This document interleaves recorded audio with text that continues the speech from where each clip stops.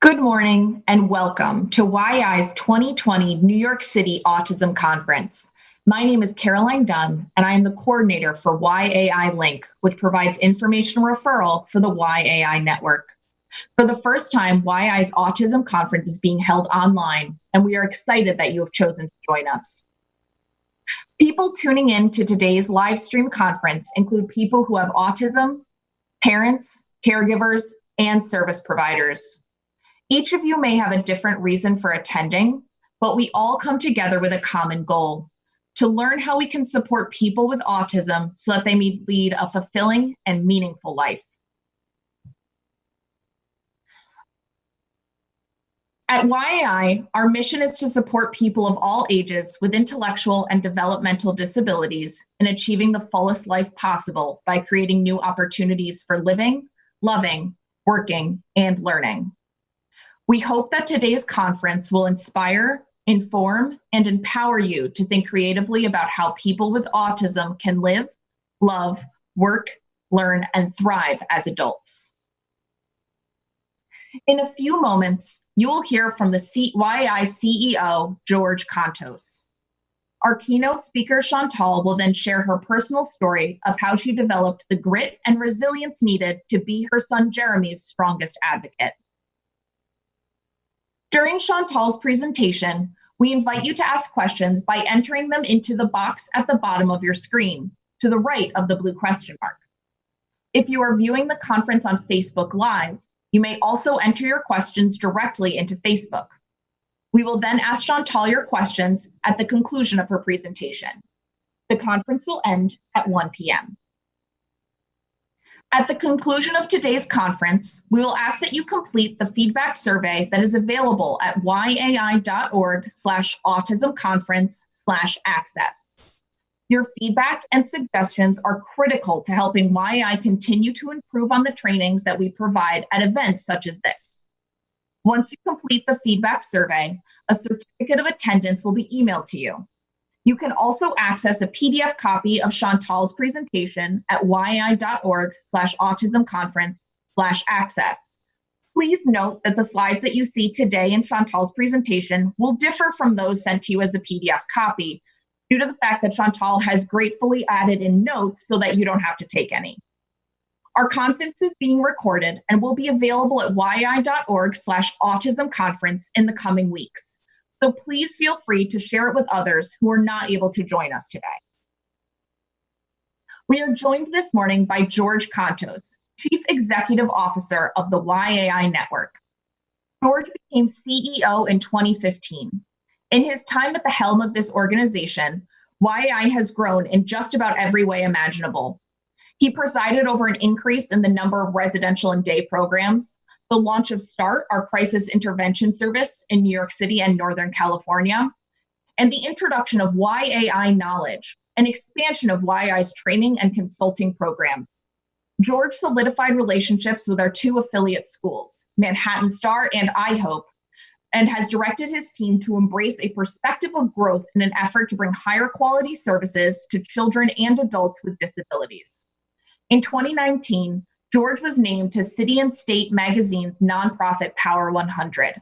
Please welcome George Contos. Thank you, Caroline. Good morning, and welcome to YAI's 2020 Autism Conference. I'd like to extend warm thanks to our special guest, Chantal Sicile-Kira, for joining us. We're also in debt to the New York City Council's Autism Initiative, which generously sponsors this important gathering year after year.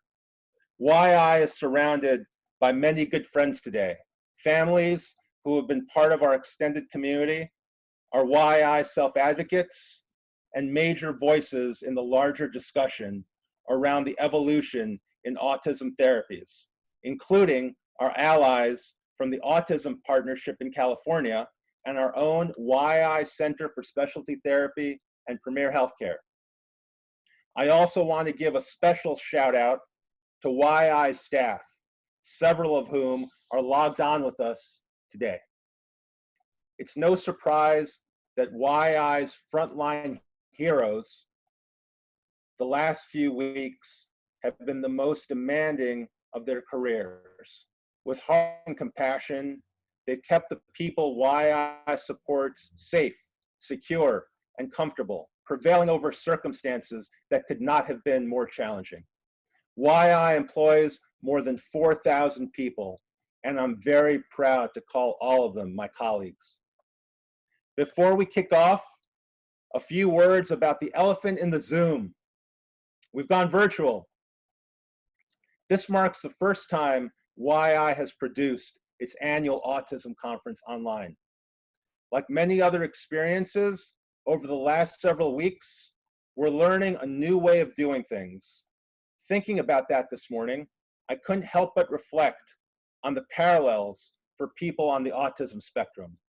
They're always learning new ways of doing things, seeing the things we all see, but with a different, very personal, often brilliant perspective, and finding a way to make it work.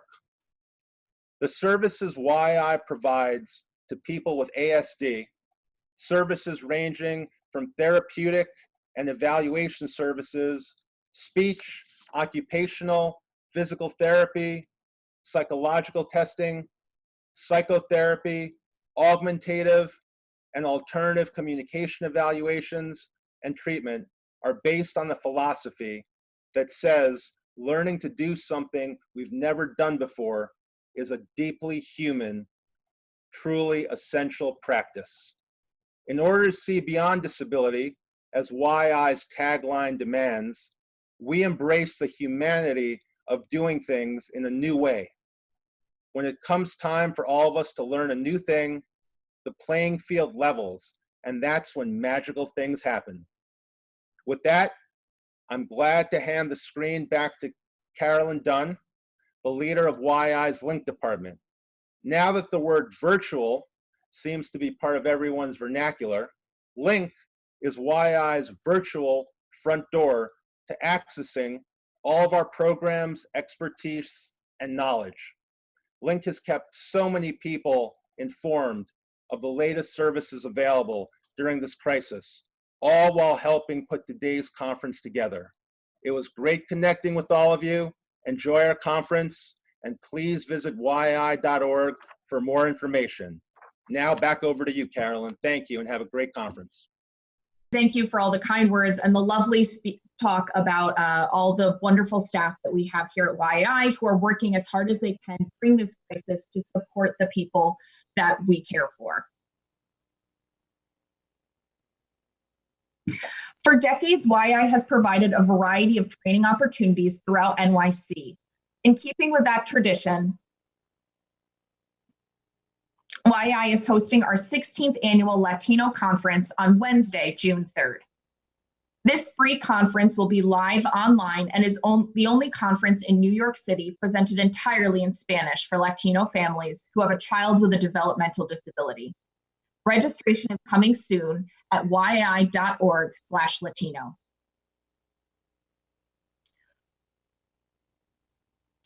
YAI supports thousands of people with autism each day through our programs and clinical services. One unique way that we support people with autism is through our partnership with the neighborhood charter schools. Since they opened in Harlem in 2012, YAI has helped NCS to identify students who would qualify for their ASD program. Neighborhood charter schools inclusion programs give students the opportunity to thrive in small, integrated, co-teaching classrooms. They have locations in Manhattan and the Bronx, so check out their website at ncschools.org for more information about their lottery. We are truly grateful for their partnership. Today's conference is sponsored in part by the New York City Council's Autism Initiative. Our City Council has supported New Yorkers with autism and their parents and caregivers through this important initiative since 2007, and YAI is extremely grateful for their support. If you live in NYC, please take the time to contact your local council member and thank them for supporting the Autism Initiative that funds events such as this. In addition to funding from the City Council, this conference is also supported by YAI. In order for YAI to support events such as this, we rely on a variety of fundraising events throughout the year. Our largest event the Central Park Challenge, or CPC for short, will be a virtual event on June 6th. YAI's Central Park Challenge is one of the largest events in New York that celebrates people with intellectual and developmental disabilities. Due to the circumstances surrounding the COVID-19 pandemic and to ensure the safety from our participants, YAI has decided to transform CPC into a virtual experience for 2020. This exciting live stream event will feature live musical performances from Broadway actors, a shout out to YAI programs, and the signature Central Park 3K walk, all accumulating in a huge social dancing party. Check out this short video and hear how you can support YAI at this year's CPC.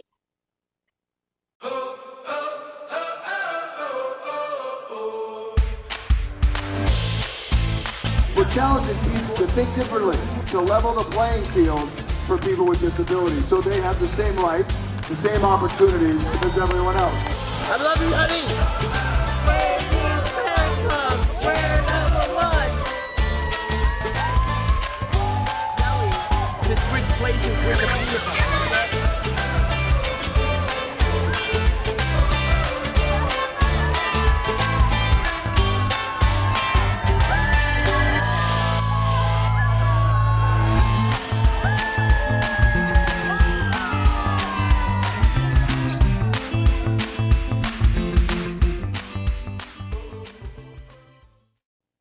I now have the pleasure of introducing Chantal Sicile-Kira, our keynote presenter. Chantal has been involved with autism spectrum disorders for over 25 years as both a parent and a professional. She founded Autism College in order to provide consultation services, practical information, and training online about autism. In 2009, Chantal was appointed by the California Senate Select Committee on Autism and Related Disorders to lead the South County's Autism Regional Task Force as co-chair, and in the past served on the Task Force on Transitional Services and Supports, reporting to the California Legislative Blue Ribbon Commission on Autism. Chantal is an award-winning author who has been featured on multiple radio and television programs. Please welcome Chantal Sicile-Kira. What follows is the story of Jeremy and how I raised him. When Jeremy's 20, I discover he wants a girlfriend. How do I figure this out? One night I wake up at 3 a.m. to find out that all the lights are on and Jeremy's downstairs looking through a book, Fabulous Las Vegas in the 50s. He flips it open to the section on strip clubs and showgirls.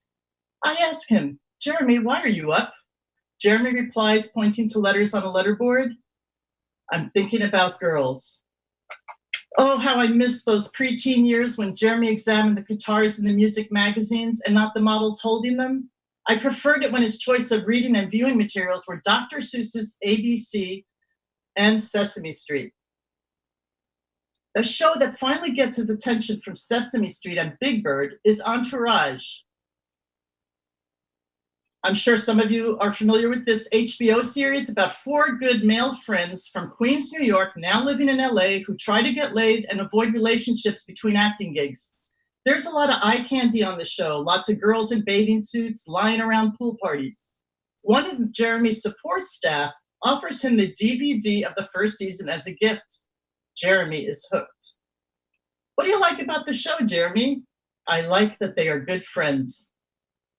So I buy him a DVD of Friends, which is a little tamer. But after watching 2 episodes, Jeremy doesn't want to see anymore. I guess it isn't the male bonding between the main character's entourage that he is focusing on. And now, Jeremy wants a girlfriend.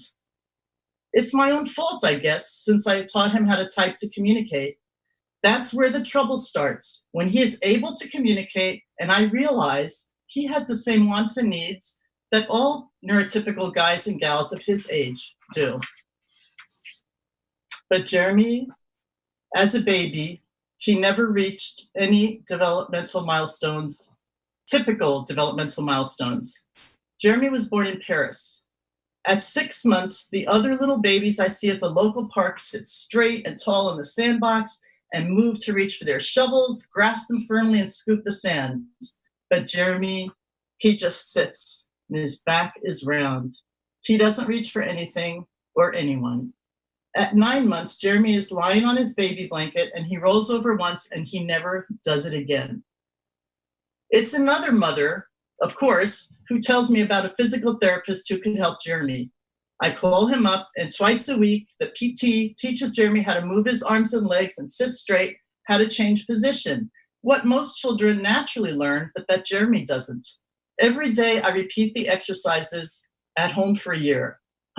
When Jeremy is 3, he finally takes his first step after all that year of PT. He's in the living room. He's sitting on the rug, the Persian rug with the beautiful floral pattern. He reaches up, puts his hands on the coffee tabletop, and pulls himself up. When he is fully upright, he takes a little step. But he doesn't walk towards me. He doesn't walk towards his dad. He never even lifts his head.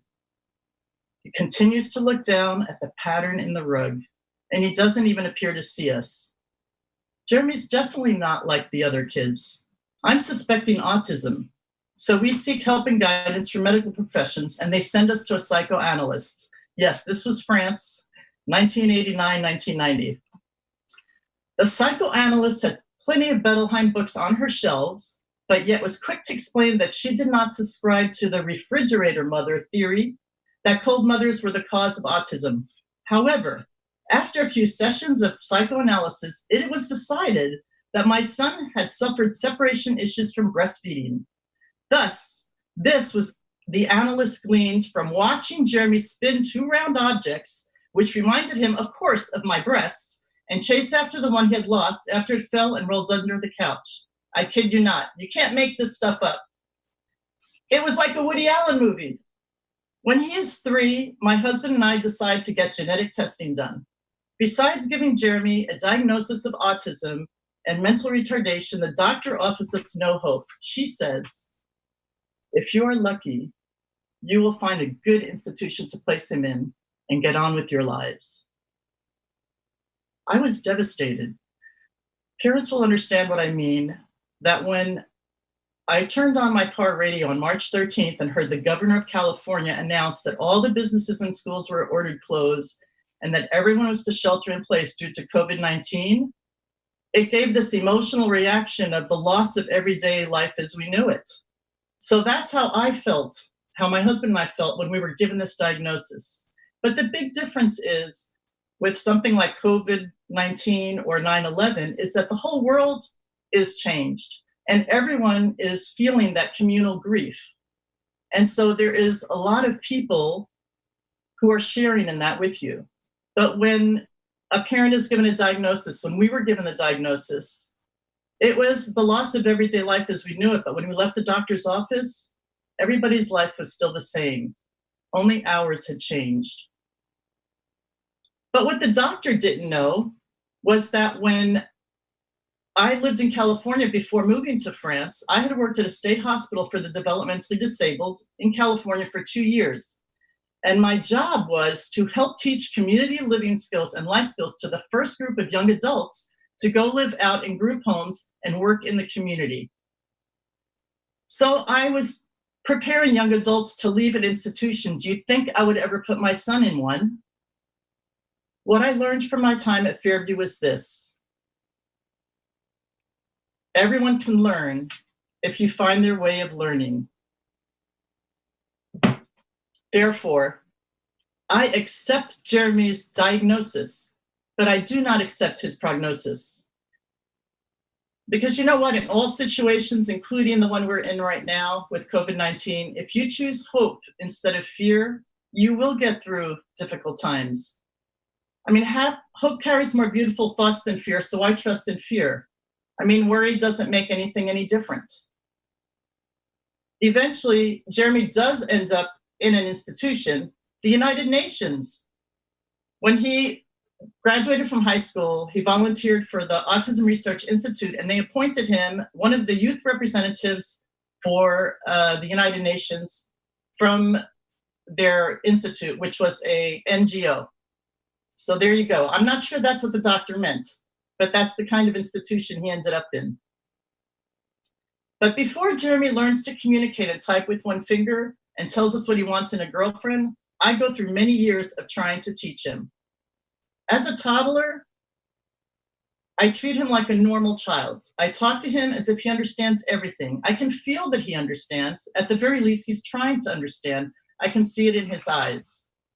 I decide to presume competence.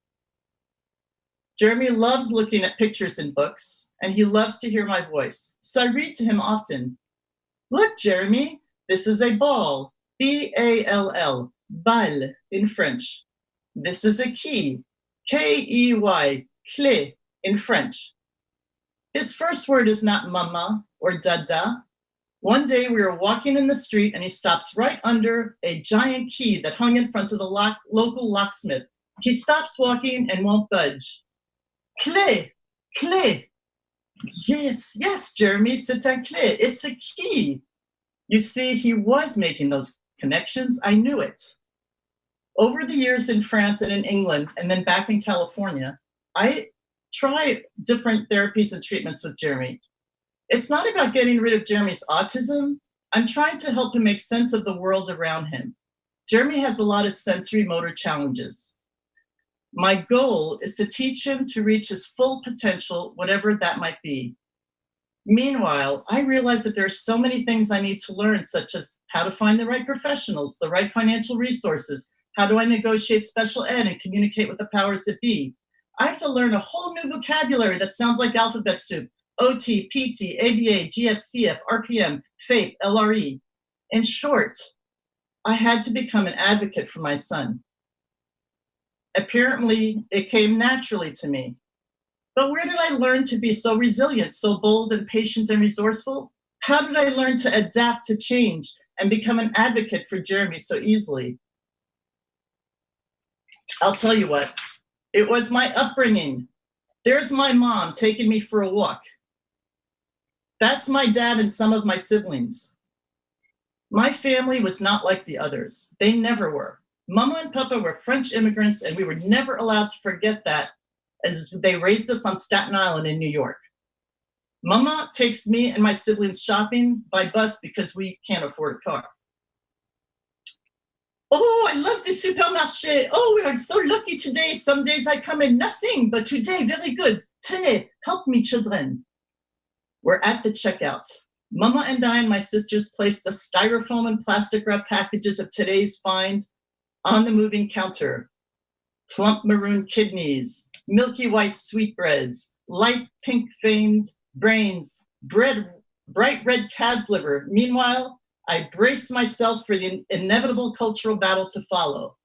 The cashier wrinkles her nose in distaste as she sees the packages of innards rolling up the moving counter towards her. She gingerly picks up the meat packages and holds them as far away from her as possible while she punches in the price into the cash register.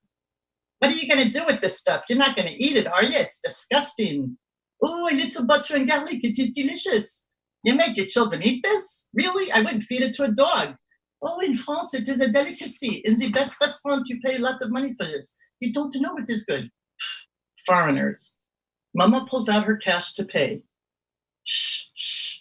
Soyez gentils, nous n'avons pas pour longtemps. We're getting really fidgety there.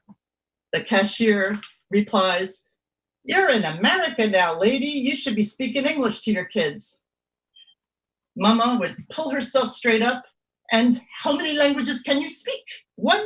My 6 children, they are smarter than you. They can speak 2 languages. Imbéciles Américains. Chantal, say something in French so the lady can see how smart you are. Meanwhile, I try to disappear, to become invisible. I don't like sticking out, but we do. Everywhere we go. We are 5 girls and 1 boy, and Mama makes all the girls' dresses from the same bolt of material that she buys at discounted price. It is impossible to disappear when there are 5 of us dressed in bright pink woolen dresses. The wool is thick and knobby and scratchy like the green backing of a Scotch sponge. And the line of customers behind us is getting longer and longer. Doing the weekly shopping with Mama is where we saw advocacy in action. At the time, we thought we were just not like the others. I didn't realize that we were being French. We were considered different everywhere we went, which is great training for being a parent of a child with autism, isn't it? In fact, being unconventional was a positive trait in my family. And of course, we were immigrants with no extended family to help and no money, so we had to be resourceful. I slept in a drawer for years because we only had a 3-room apartment for the 8 of us. My dad made a high chair out of another drawer so I could sit and eat. The thing is, I didn't even realize that we were poor. I didn't even realize that we didn't have things that normal people did. Well, so-called normal. The thing is, as a parent, you're the most important person in your child's life, and your child will feel empowered when they believe that being different is a positive trait. So that if you're accepting of the fact that life can be good even with autism, then your child will accept it too. And educators and support staff can also have the same influence on making a person feel empowered for who they are, no matter if they don't fit in like everyone else does. Fitting in isn't always all that great. But back to Jeremy's treatments and therapies when he's younger. I observe and choose the therapies based on what Jeremy enjoys doing, what he appears to be learning, the challenges he is having, what behaviors he is showing, because of course behavior is a form of communication. If you have no appropriate way of communicating, then your behavior is going to communicate what you're feeling. Of course, I read in regards to any possible scientific research or case studies. That's really important. But at the end of the day, I use my intuition. Does it feel right for Jeremy? I pay attention to whether or not there's a connection between Jeremy and the therapist. Jeremy says that basically if it wasn't for his mom and the great teachers and therapists, his life would not be worth living. They believed in me, and that has had the biggest impact, more than the type of teaching methods used, which is why it's so important to presume competence and of course check out the best type of teaching models and what science has to say about it. But sometimes you can try things that don't cost a lot of money, that won't hurt, and you can validate in another way with other people. You have to do what is important to you. Because the truth is, as one NPR radio show host described me, all of us parents become chief strategists and leader of the troops. Because the reality is when we follow our intuition and believe in our abilities, we make the right choices. In later years, when Jeremy could type, he had a lot to say about the therapies that helped him the most as he was growing up. Now, in the handouts that are on the website, you'll see lists of the kinds of things I tried with Jeremy when he was a child, when he was an adolescent, when he was a young adult. I'm not saying all those are for everybody. I'm just saying those are the different things that we attempted because they made sense for Jeremy. But I'm going to mention a few important points here, maybe to think about when you're thinking about people that you either are raising or supporting or teaching. So one of the things we tried was a home program with ABA, and I actually did 10 to 15 hours of it a week myself, which is how I noticed how Jeremy learned. In fact, ABA is how I had taught, I was taught to do that with those young adults at Fairview State Hospital. So what I noticed was that Jeremy could match pictures of like objects or like objects to the same groups, like all the fruits together, all the cars together, all the houses together. But when we moved to matching black and white photos or letters, he couldn't do it. So I figured out a way to teach Jeremy to see the letters. And here's what Jeremy had to say about it many years later. I could see the lines on a very tiny spot of a cover, of a book cover that my mom seemed not to notice. I could not see the letters until my mom got the idea to make transparencies for me. I then lined up the letters and I had to learn to look at the whole letter instead of the lines of black dot that made up the letter. Because looking at the letters was then very easy, I could learn to read. When I could read the letters, I read all the letters at once because I had the idea that I could. Pages were like my very own best friends because then I could see familiar patterns. I liked patterns and the letters formed patterns that had meaning. My mom read to me and showed me the words, greatly helping me to give meaning to the patterns. And this is what I mean about the fact that I was trying to give Jeremy a sense of understanding the world around him, because I realized he wasn't taking things in the way most of us do. So a lot of times it could be that they're taking information in and they can learn, but sometimes they can't always show you what they're learning. I had no clue at the time why it worked for Jeremy, but I could see he was having success, so I just kept on doing it, and he enjoyed doing it. Little by little, my nice mom gave me the tools to recognize that everything had meaning. Mom read to me often and made me understand the connection between words and images and sounds. My favorite part of the day was when Mom would take my great books and read to me. Another thing that was really hard for Jeremy was using his senses together, and which is what sensory integration helped him with. And I've heard this from a lot of people on the spectrum. It's hard to see something and listen at the same time. It requires a lot of effort to figure out strategies to deal with that. Jeremy always says that one, he can either see or he can hear, but he can't do both at the same time, which is why he never gives you eye contact, because he's listening to you. Auditory integration therapy helped him, and after it, he could hear more sounds in the voices, because just until then, I could not make out the differences in the frankly noisy background. Everything sounded the same for him. And in high school, he had vision therapy again, which helped him with his vestibular. As he says, it was hard to walk around without staring at the floor, because if I looked away, I had no perception, and I felt like I could fall at any moment.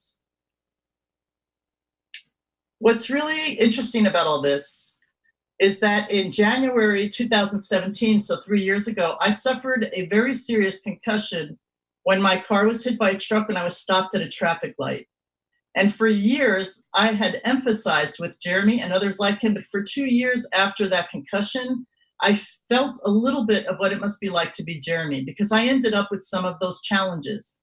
I had sensory overload, I had auditory challenges, I had vision challenges, I had vestibular challenges. I had really difficult processing challenges too, which Jeremy has mentioned to me that he has too, because Jeremy has a lot of motor challenges. And so he used to tell me that when he would tell his body part to move, sometimes he couldn't move it. Well, after the concussion, I could hear my brain telling my body what to do. So for example, the first time I went to make a piece of toast about a month after the accident, I heard my brain saying, pick up your right arm, open the bag, grab a slice of bread with your other hand. Every step, I could hear my brain telling my body. Speech challenges. My muscles worked, I could talk, but I couldn't retrieve the right words. And I remembered that when Jeremy was little, he might say, I want, because he had some words, and he would say banana, but he would be wanting the orange, but he would say, I want banana, apple. He would say every other fruit but the one he was looking at. And what's so interesting, my daughter came back to stay for a while because she lives in Seattle to help with me. And I would look at a bowl and I was doing the same thing. I would say, I want, and the word would not come out of my mouth. And Rebecca would say exactly what we used to say to Jeremy. Use your words, Mom. Use your words, Mom. So I understood exactly what that felt like, which for years I'd heard people tell me that they had that. And so I couldn't drive for a year, and it's taken more than 2.5 years of therapies to get my brain back, which is why I'm actually looking at notes also while I'm speaking, because I have to write everything out ahead of time and just to help me even get it in my brain. So I had physical therapy, vestibular therapy, vision therapy, speech therapy, neurofeedback. So stopping everything to recover from the accident was a huge change in my lifestyle. I had to stop everything. I couldn't go out other than for therapy appointments by Uber because I couldn't handle the lights and the sound anywhere. And so it's really interesting because this sheltering at home now, it just reminds me of having my concussion, because for 1.5 years, I never left the house except to go to a therapy meeting. So I guess in a way it's good because I'm kind of used to this concussion limbo. But I thought about it as a sabbatical. And my son often says that I saved him from a life of despair, but it was him that saved me following that concussion, because I would think about it every day. If my son could do these therapies for a good portion of his life, I can do it for 1 or 2 years. You know, and the book that really helped me, that guided me to the people who helped my son, because when you have something like a concussion or brain injury, your brain is not thinking normally, okay? And so I couldn't think, oh yes, Jeremy used to do this. It wasn't until like 6 to 7 months afterwards. But a friend of mine heard about this book on an interview on a radio show by the IT professor who wrote it, The Ghost in My Brain. And in it, he talked about some of the therapies Jeremy had. And when my daughter read the book, she called one or two of the therapists that had worked with Jeremy, like a vision therapist. And they said, oh my gosh, we work with concussion people all the time. And it all comes back to neuroplasticity. So that's why also when people think their child or their young adult cannot learn because they're over the age of 2, it's not true. Our brains all have neuroplasticity. But back to Jeremy's story now. So I find out so much about autism from doing all the research about, and being a parent and my past professional experience at the state hospital, that I start writing books to help others, practical books. That was a long time ago, right? In the early 90s, actually it was the early 2000s, late 90s, but nobody was writing books. At the time, there were maybe 800 books that had to do with autism, and there wasn't much information on the internet. The internet was just starting to be something. Google didn't even exist. There were Yahoo groups. And that is how I met Soma, doing research for my first book in 2002. She lived in LA at the time. She now lives in Texas. She developed the rapid prompting method in order to teach her nonverbal son in India because they had no services there at the time. RPM is a way to teach academics using a teach-as paradigm and leads eventually to learning different levels of communication. The goal is to be independent so that you can give independent responses to open-ended questions. So for 2 years, I drove Jeremy to Soma's up in LA, and I practiced for 30 minutes every day after school. One day, Jeremy's first high school teacher comes over, and she observes Jeremy doing chores, following a schedule, and then she observes Jeremy doing some of the RPM.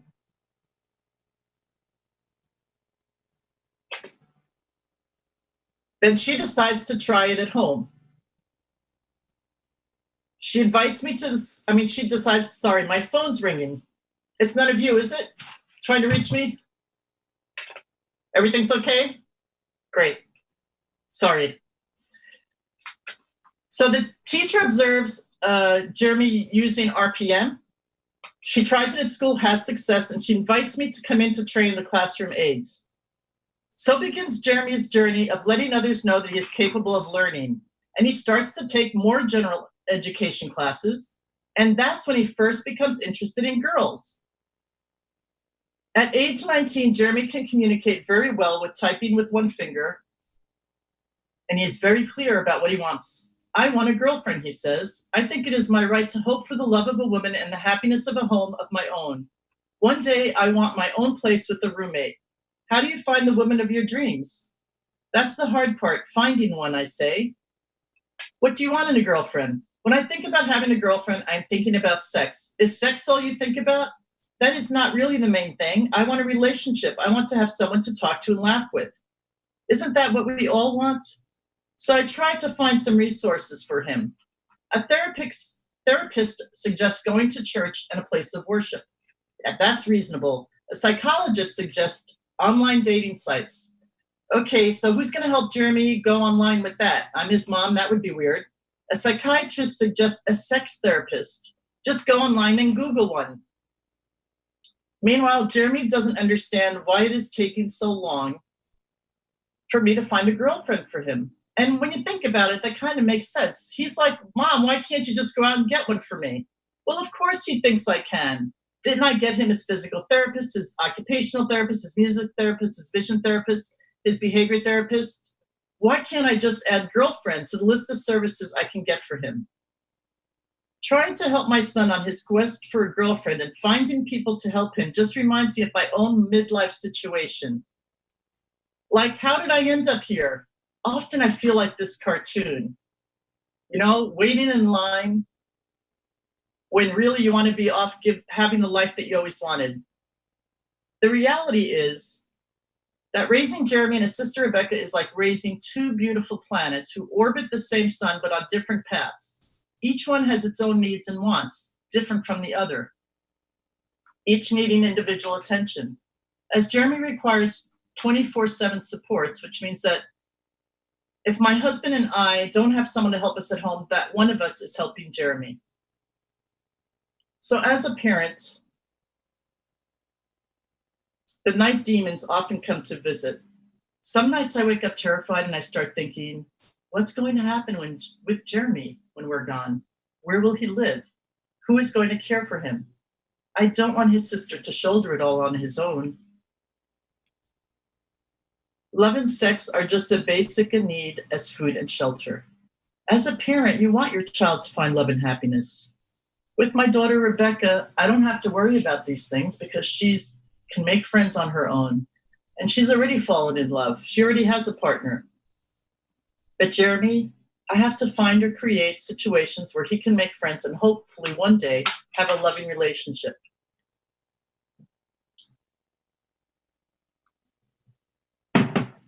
So you remember, Jeremy's idea of having love and girlfriends is based on Entourage.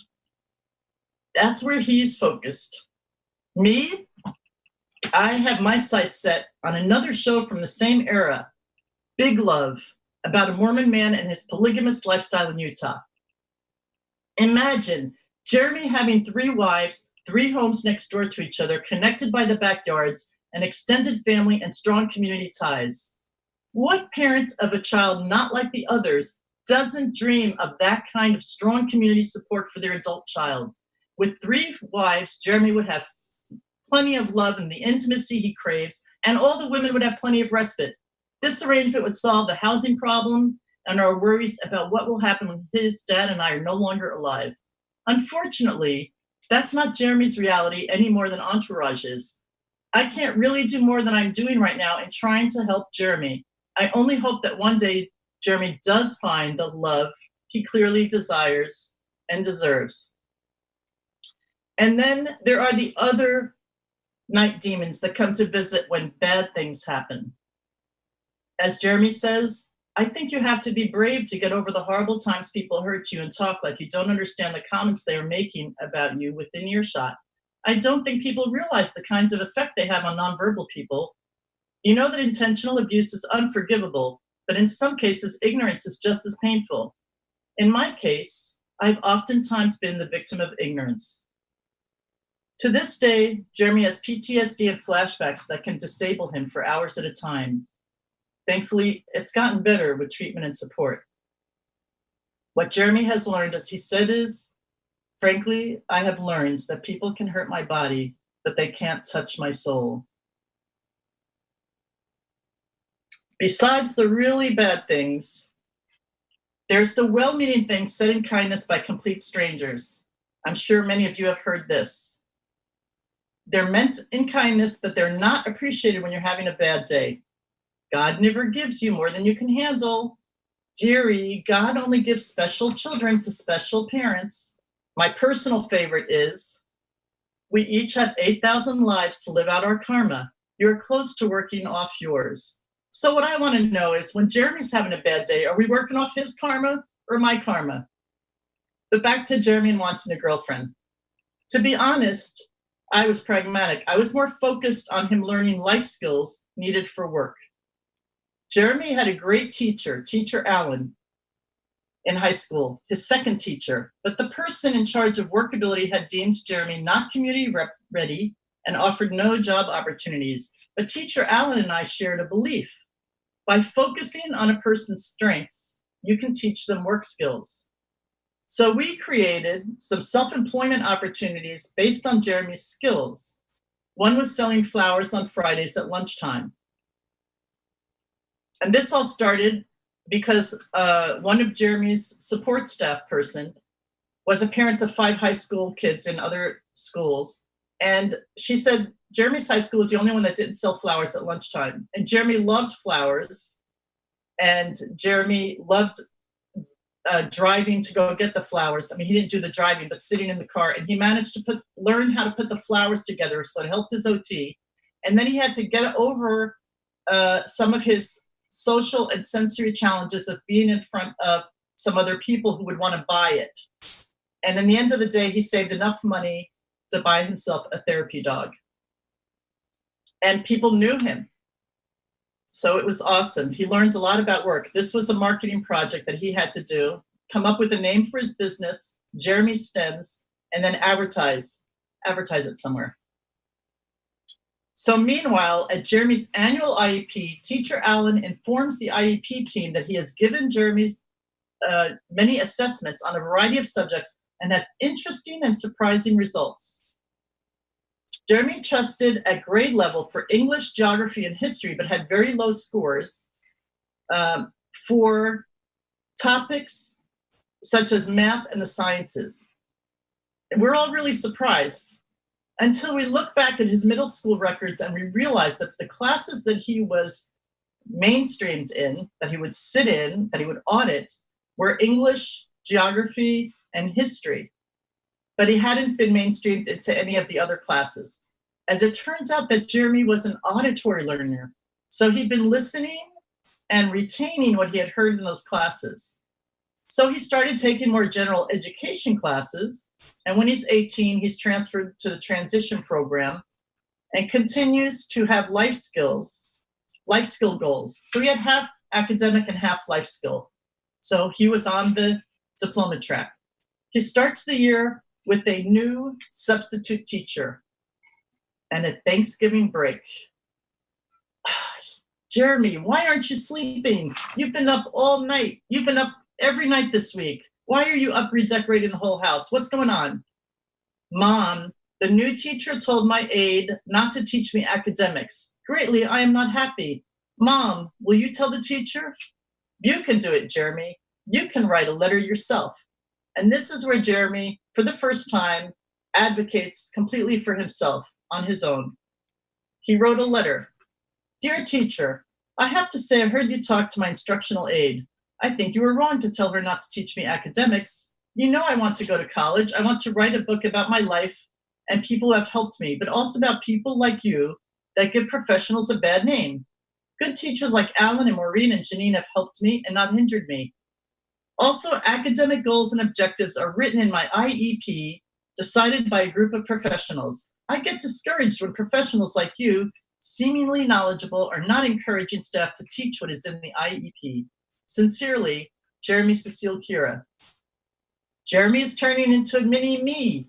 Actually, he's becoming his own person. He's learning to be his own self-advocate. Eventually, Jeremy takes and passes all the needed classes for his diploma and passes the California exit exam. In 2010, he graduates with a full academic diploma. He writes and auditions for the opportunity to give one of the commencement speeches. Here it is.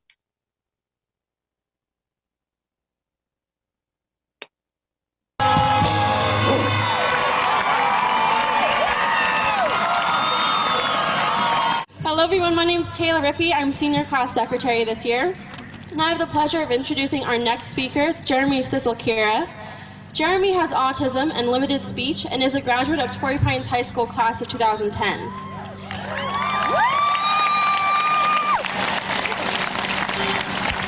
He plans to attend Maricopa State College and study communication and journalism. Jeremy types or points to letters on a letterboard to communicate. He passed all of his tests, wrote all of his papers, and made PowerPoint presentations in this way. Jeremy wrote the following speech using voice output software on his notebook computer. He would now like to share his thoughts. Jeremy.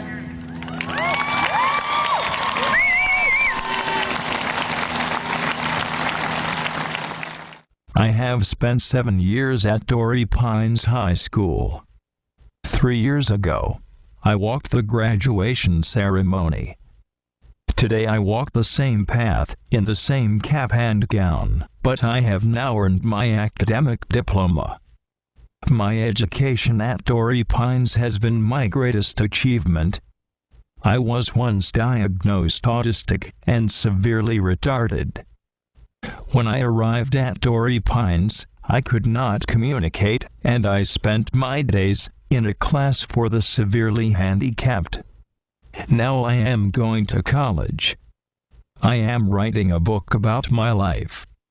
I have become an inspiration nationally to many parents and educators of children with autism.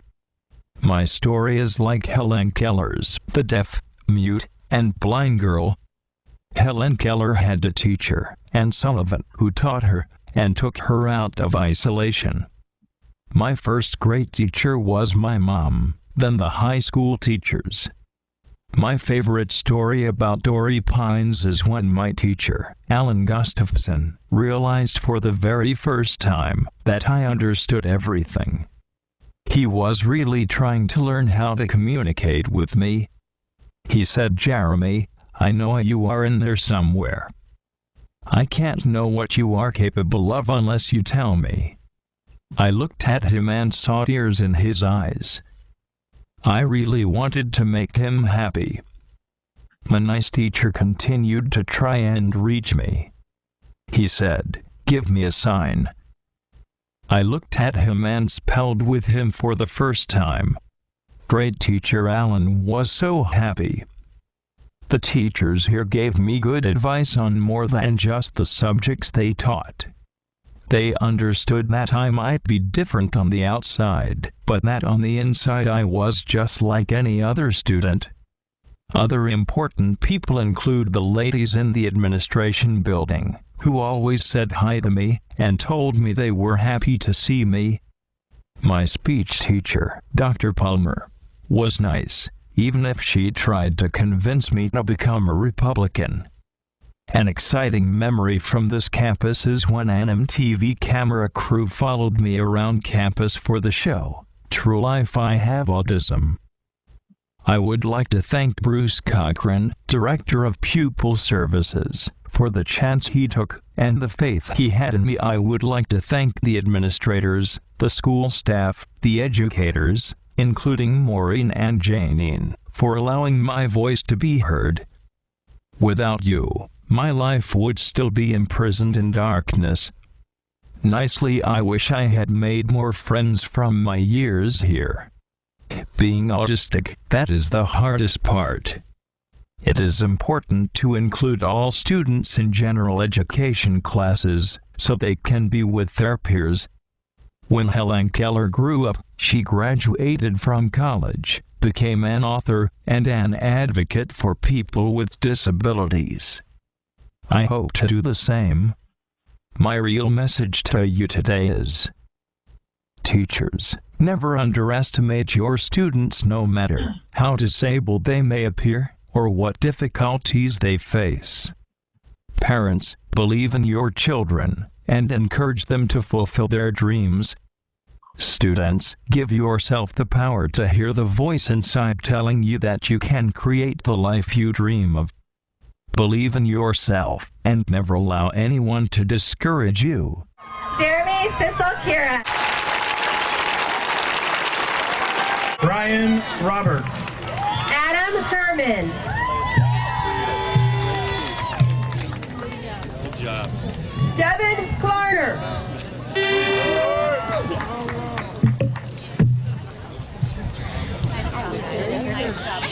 That was awesome. Hello. What up, guys? Let's have a little bit of fun. Oh, yeah. Get up. Don't be shy. It's fine. Work it, guys. Mr. Coco. Yep, so that was Jeremy's graduation video. His sister, Rebecca, who was 3 years younger, she graduated from another high school at the same time, because we have two high schools right near. That's why she was in the graduation robe as well, in that first picture before the video. So after graduation, Jeremy decides that he wants to continue learning. So he takes a few classes at community college, one class per semester. He's a youth leader at the Autistic Global Initiative, and he volunteers as an advisor to the California Employment Consortium for Youth. He's also a youth representative to the United Nations, And he co-authors with me a book called A Full Life with Autism, which is about preparing people for the transition to adult life. And so in the book, I look at all the research and what's out there or what people are saying. And I interview people on the spectrum. And Jeremy writes what it feels like as a young person going through the transition to adult life. So it's a good preparation book. But then one day, something happens that completely turns everything upside down. Oh, wait, that's Jeremy volunteering with the local lifeguards. His way of giving back, putting up the cones on the beach and hanging the flags up. So one day, I see Jeremy in the kitchen, and he's flipping this book, Born on a Blue Day. So I say, Jeremy, that's by Daniel Tammet. He has synesthesia, just like our friends Deborah and Blaze. They see letters, words, and numbers in color. And Jeremy spells out on his letterboard, doesn't everyone? No, do you, Jeremy? Yes. Oh my gosh, really? Why didn't you ever tell me? You never asked, Mom. Truly, I thought everyone saw letters and words in color. What color is the word fork? Yellow. What color is the word book? Green. A few weeks later, Jeremy sees his therapist. You know, Chantal, Jeremy doesn't see just letters and words in color. He sees color around people. Really? Yes, he sees their colors. He's seeing their auras. Hey, no, I'm from Staten Island. We don't do auras on Staten Island. Well, what is happening really is that Jeremy is reading their emotions. He sees and feels emotions as color, which is another form of synesthesia. This is really helpful when interviewing possible new staff. Truly, Mom, don't hire that girl who came to interview to be my support person yesterday. Why not? She seemed good to me, lots of experience and really interested in what you were doing. Frankly, she is red. Red? Yes, greatly her color is very red and she has lots of anxiety. Truly not good for me. Frankly, I need people who are green and calm inside.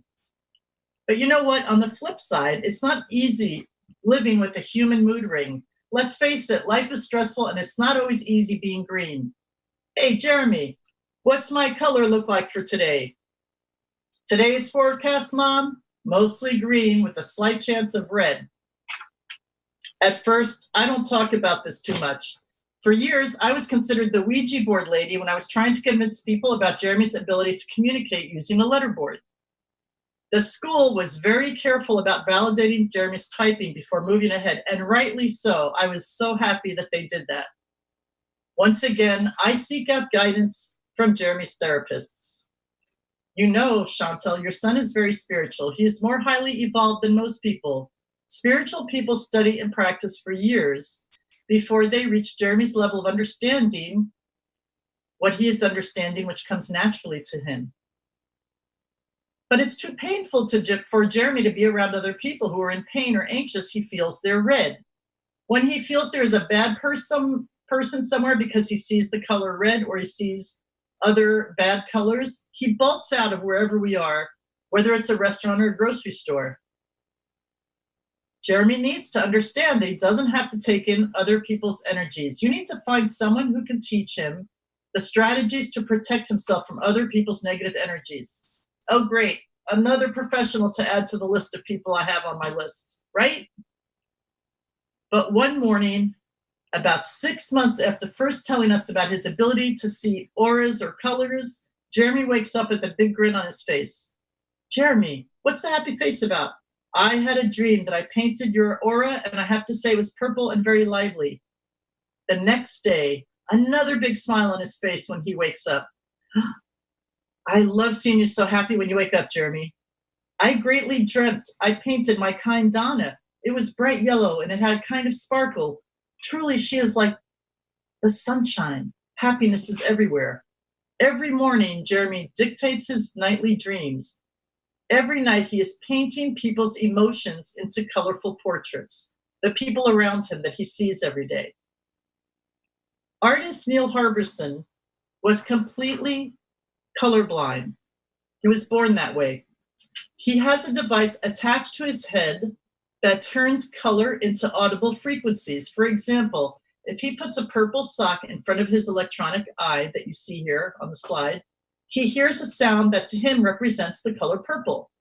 The same with a red sock or a blue one. and so on. In a TED Talk, Harbison describes how he can hear a symphony of color, and yes, even listen to faces and see colors, and then translates those sounds into colorful portraits. It's really interesting. In the TED Talk, they actually talk about how he listens to, say, Martin Luther King give a speech, and what that speech brings out in colors to him versus other people giving talks and what those sounds elicit in terms of color for him. In much the same way, Jeremy translates the emotions of people into portraits, only he's doing it in his sleep.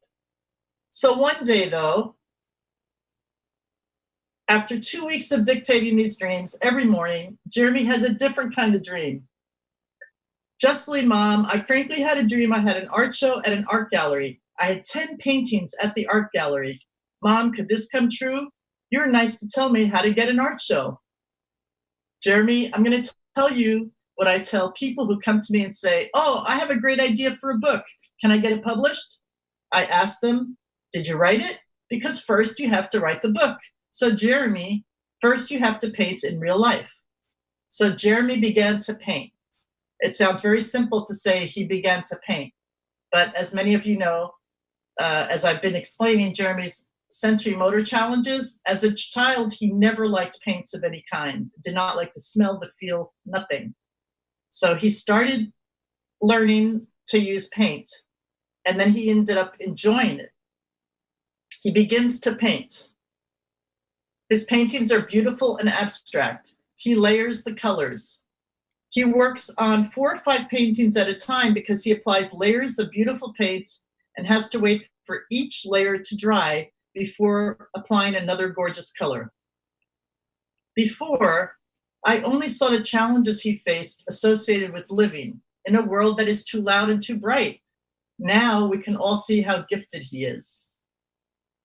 So I decided to focus on his strength, which is interesting because before, the world being too bright and too light for him, he's had all these hidden gifts in him about color and dreams that he'd been having for years. So I used that to focus on to help him build a career because he loved doing it so much. Soon, one of Jeremy's dreams comes true. He moves out of the family home and into an apartment with a roommate and the 24-hour supports that he needs. It took a lot of time and a lot of planning. Soon after, we hear about an affordable art studio in an artist co-op called Space for Art in downtown San Diego. Jeremy and his support person and I go to check it out. Wow, this place is great. How does Jeremy get on the wait list? The administrator says, there's a studio available now. The first person to pass the selection committee and finish the process of applying gets the studio. 18 people have applied. Jeremy says, greatly, tell me what I need to do to pass the selection committee. The administrator says, you need to show a portfolio of your work. Do you have one? Jeremy says, I have a website with my paintings and dreams. Wow, okay, your application will be submitted to the selection committee. This website can be used as your portfolio. For the first time in his life since being diagnosed, Jeremy is not being asked about his autism. He's only being asked about his art. The only question the administrator asked Jeremy was, do you come with somebody to help you every day? And Jeremy said yes. And that was it. Nobody asked why he wasn't speaking, why he was using a letterboard. I know that sometimes when we're younger, we feel like it's really hard to integrate our kids into the community. But actually, I found that as an adult, Jeremy does a lot of stemming, okay? But he's not, violent or aggressive unless he's having PTSD moment. And so it's easier to integrate him as an adult because adults outside of the whole special education system, they just take a person for being a person and okay, there's something about Jeremy and they don't know what it is, but he has somebody helping him. And that's all they cared about. They only cared that he had something he could do that was beautiful. They based his acceptance on his ability. A few days later, he gets the email We would love to have you be a part of our show, of our art co-op. So my son has found his tribe based on his ability, not his disability. 1.5 years later, he has his first curated solo art show. April is Autism Awareness Month, and this next story may change the way you see what is a very complex and not fully understood disorder. It may also change the way you see everyone around you. NBC7's Greg Bledsoe joins us now with the story. Greg? Yeah, and this is really cool, the way he sees the world and everything around him. The person you're about to meet sees things differently than most of us do, but it wasn't until recently he could show everyone the world from his point of view. You ready, Jeremy? I'm going to help you up. Rule 1 when it comes to Chantal Sicile-Kira, 2, 1, let's go. Keep an open mind. The misconception is that if you look at him and you watch his behaviors, you might think that there's nothing inside. But his mom, Chantal, would argue there's a lot inside the mind of this 27-year-old with autism. SW answer. A lot he could tell you one letter at a time, but may prefer support to just show you. When he discovered painting, that was just boom. I could just feel this energy and this emotion, and it just seemed so positive. Jeremy started painting 3 years ago because of a dream he had. He spelled out, Mom, I had a dream that I painted 10 paintings and I had my own art show. Could this come true? And I said, well, Jeremy, first you have to paint the paintings. Something that may have come naturally. Happy yellow. Because in addition to autism, Jeremy has something called synesthesia, which for him means that he can see letters, numbers, and words in color. There's the color you chose. He then started talking about the emotions as color. He was talking about people being happy, and that was yellow, and how orange was fun, and this person was a leader, and so therefore they were represented by purple. Okay, blue like the sky. Which is why every one of his paintings is actually a portrait of someone Jeremy has met. This one is for I think she's a social worker. They're like really surprised and they say, how did he know this about me? And it's true. And it's become more than a hobby. People are buying them. The paintings sell for as much as a couple $1,000s, and the list of orders is growing every day. I am totally blown away. I still don't believe it. As for that dream he had about one day having his own art show, it opened this month. TR come true. Dreams come true. But this is about more than money and more than one person. Can I fix this for you? His mom says this is about everyone else out there like Jeremy. There are a lot of people out there who are not given an opportunity to learn how to type or communicate. And an open mind can be a beautiful thing. He's thinking, how many other people may have a talent that we have yet to discover because nobody's given them an opportunity to communicate?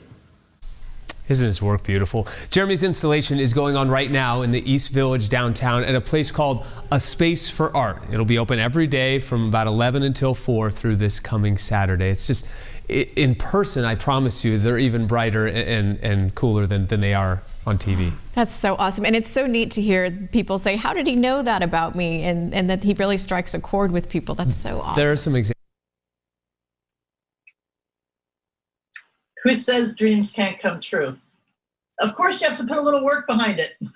But it all started with a dream and me listening to my son.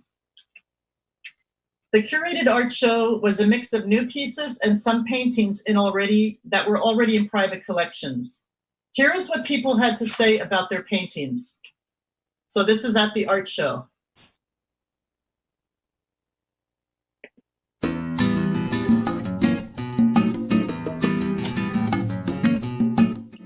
Hi, this is James Van Prague, and I'm here at the showing for Jeremy. And I first found out about this from his mom a while back, but then I read it in the newspaper, and I knew I had to come here. And I'm just, when I looked at the painting, the colors, I started getting very emotional. So it's an emotional connection to the colors and the vibration and the painting, and I'm very moved. I don't know what else to say. Can't say enough in words.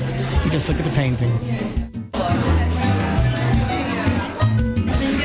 I love that. It's like he catch the perfect colors for our house.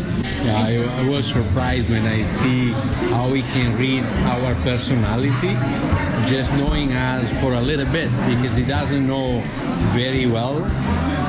but he catch exactly what we are and what we love about life and the painting. And the color, everything. And I'm very glad and happy that we have this opportunity. I mean, it's just thinking that it's a paint made for us. With our color, it was really a dream come true. We actually met Jeremy for the first time, although we certainly had heard about him. He came to our Christmas party this past December, and at the party, it was neat. He got to know us a little bit, got to know our two boys, Max, who's age 8, and Eli, who is age 5. And, he walked around our house and just kind of hung out. It was really nice having him there. And so afterwards, the next day, Chantal texted me and said he had a dream about us, and told me about it, and that he was going to be painting this dream. You can see the what he wrote about our family. This is the first time we've seen it in person. It's amazing. We're blown away. And for me, again, having 2 children with autism, this just gives me, knowing what Jeremy has done, and the tremendous challenges that he has overcome. And he's a famous artist now, and so it just gives me tremendous hope for my children's future.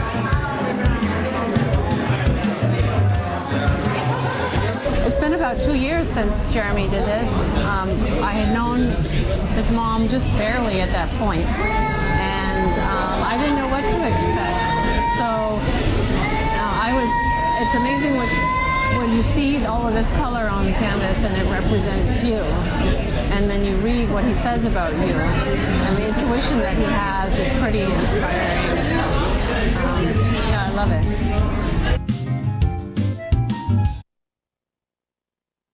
Here is what Jeremy has to say about his gift, or actually what he's doing now. Art has frankly given a meaning to my life. I kindly read people's emotions and translate them in my dreams into glorious portraits, realizing each person's true self. I love my life since I learned to paint my dreams. I frankly hope my paintings inspire only the good in people, and I greatly hope that I make a difference in the world with my art. And I have to say, none of this would be possible without the amazing team Jeremy has, the 24-hour supports that he has, which is just really amazing. Some of them have been with Jeremy since they started working with Jeremy at home, when he lived at home. So they're actually like extended family to us now. And it's just amazing to have that kind of rapport with people. And I think you all understand and what I mean about following your intuition. And when you see someone has a connection, that's what really makes life so wonderful for people like Jeremy, or even for us. So what about his girlfriend? So Jeremy is still searching for a girlfriend. He dreams about her and he paints her. So here is a dream about his future girlfriend. That's an 18 by 24 painting, acrylic on a wood panel. And it has won a national award, and it had traveled around to a bunch of art shows here. So here's the dream. Truly I dreamt I painted the beautiful colors of my future girlfriend. Happy to greatly think about a nice future full of love, the color red is present. Lavender is shown for the care we give each other. Belief in my happiness is truly shown with yellow. Frankly, the hope that she will be nice to my support staff is represented by white. Really, my love is there, represented by pink. Green is for the calmness that we feel together. Belief in the power of God is present through the colors gold and silver. So yes, Jeremy's still searching for true love, and I hope he will find her. Painting and art provides an opportunity to connect with people, something that's usually hard to do when you are autistic and you need a piece of equipment to communicate. But now that Jeremy is launched, I feel I have finished working off my karma. For many years, I was Jeremy's teacher.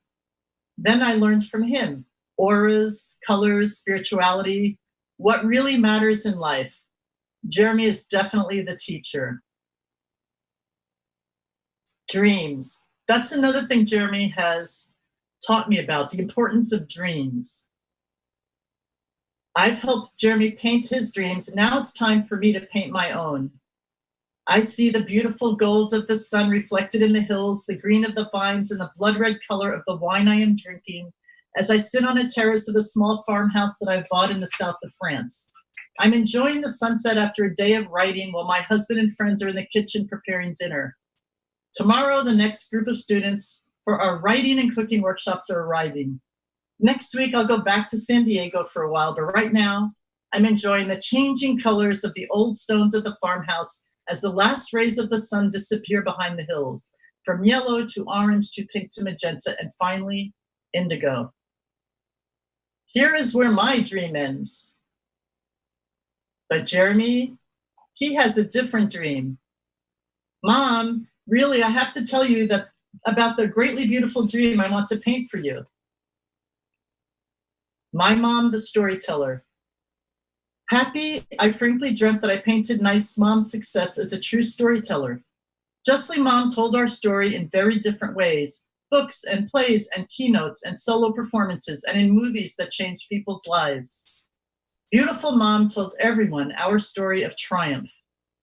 Great yellow showing true happiness is there, and green is present for the real calming message that our story will bring.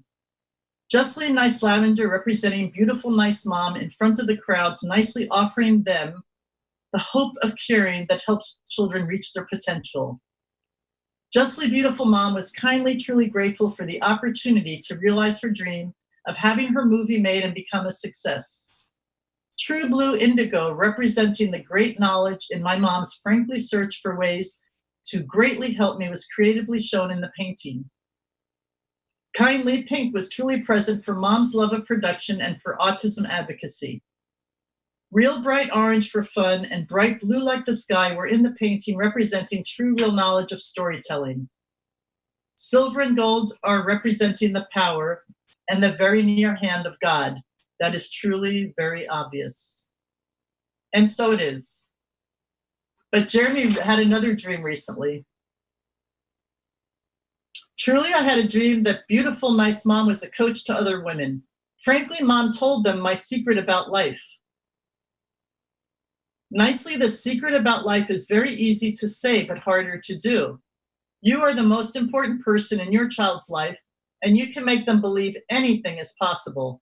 The secret is believe in yourself and believe in your child.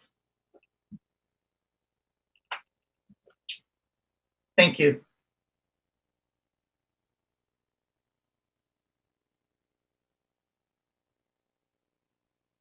Thank you for sharing your story with us, Chantal. We just wanted to ask you some of the questions that have come in online.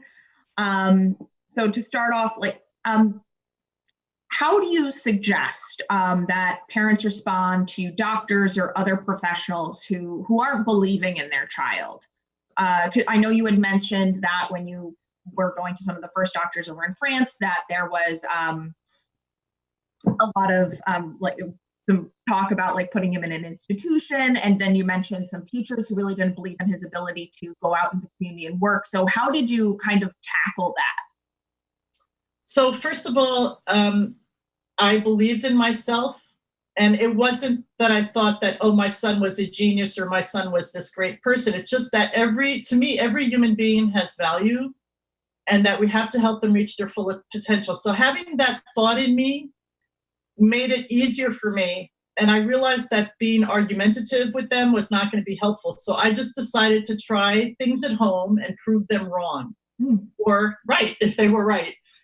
But that's why I said at the beginning that a mother gave me the name of a PT, because I kept telling my the pediatrician, who was very nice, he just kept saying, oh, boys are slow, wait some more, kind of like what a lot of parents still hear. But the thing is, I knew that he was not right because he wasn't like the other kids. So I tried physical therapy, and then I could show my pediatrician, look, this is because I worked with somebody to help him.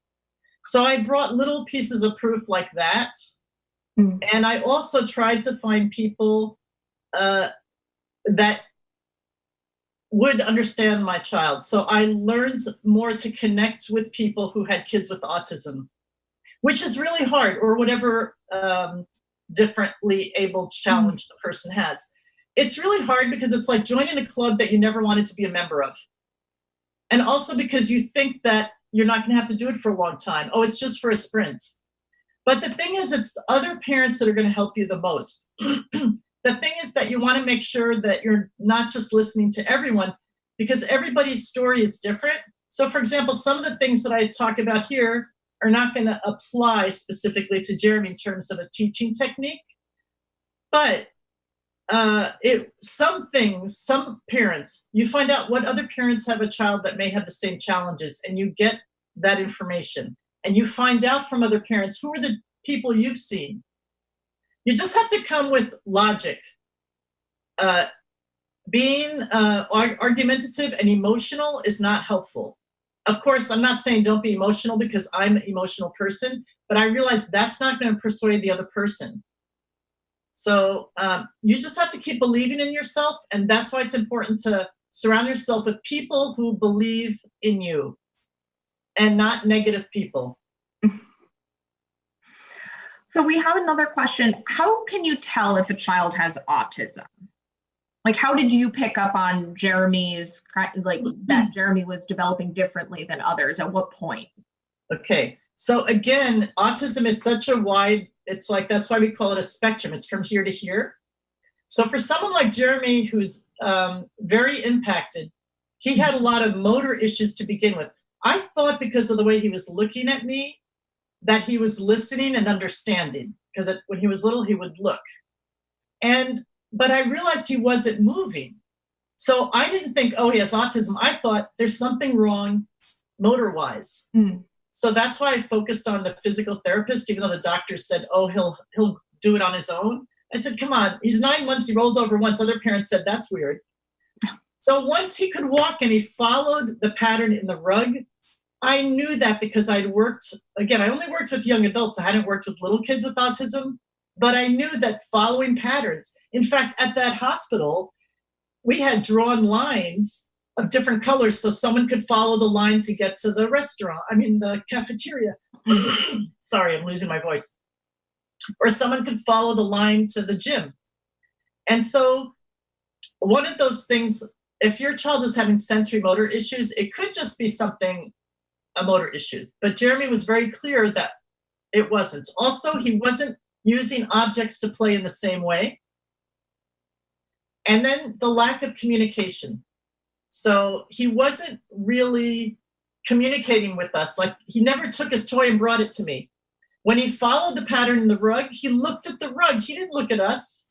So right away, I knew that's weird.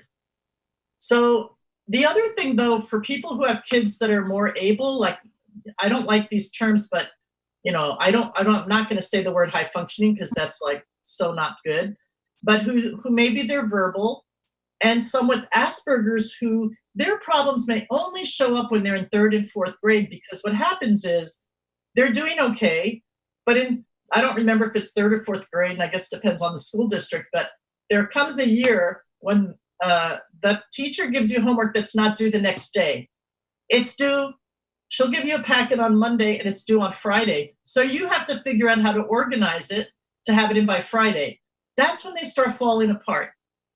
Also, when they're moving to another classroom, so maybe around 3rd, 4th, 5th grade, maybe they move room to room to do lab or to go to the library, that'll be okay. But if there's times when they're supposed to find their own places, like in 6th grade, when they have different classes with different people, it's obvious that they're falling behind in organization, or they're having problems finding their room because of all the sensory overwhelm. And I talk a lot about the sensory because for my 5 books on autism, I interviewed a lot of people on the spectrum, some that typed, but mostly people that were very verbal, who have PhDs, who are very smart. And they all mentioned that sensory challenge was a big thing. They said that's why they don't look at people in the eye. Some of them can't hear you unless they're looking at you and they're half reading your lips. And so somebody might be behind them in the hallway and say hi, and the person doesn't respond, and they think they're being rude. They're not being rude. So there's things that happen sensory-wise that make people feel like someone's rude or someone's not understanding or someone's being difficult.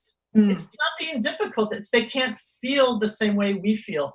And as I just told you about Jeremy's sensitivities and whether you want to call them auras or emotions, they're the same colors when I've done the research. He's definitely more sensitive than we are, but he has to act like he's less sensitive because he has to take in less. He can't look at me and listen to me at the same time. Now, how did Jeremy learn to spell? What was the process that you kind of went through to get him to the point where he could spell out for you what he was thinking and feeling? Okay, so at the beginning, I think, was that pretty clear when I showed how I helped him to see? Yeah, the transparencies with the letters on it. So that's how he learned to recognize letters. So he learned to focus on the whole letter and not just the dot. So then he was just matching words. But I read to him all the time. So he was making connections, though I didn't know it because he couldn't tell me.